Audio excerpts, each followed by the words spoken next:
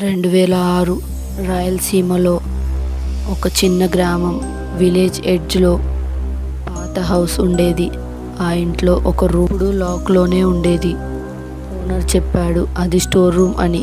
కానీ నైట్ టైంలో ఆ రూమ్ నుండి సౌండ్స్ వస్తాయి అని చెప్పాడు.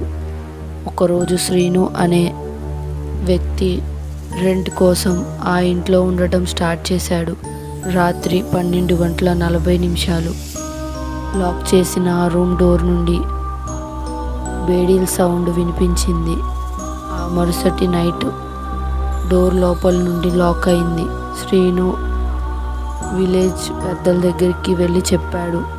వాళ్ళు వార్నింగ్ ఇచ్చారు, ఆ డోర్ ఎప్పుడు ఓపెన్ చేయకు అని. ఆ నెక్స్ట్ నైట్ డోర్ ఓపెన్ అయ్యింది. మార్నింగ్ హౌస్ బయట శ్రీను స్లిప్పర్స్ ఉన్నాయి. లోపల శ్రీను లేడు.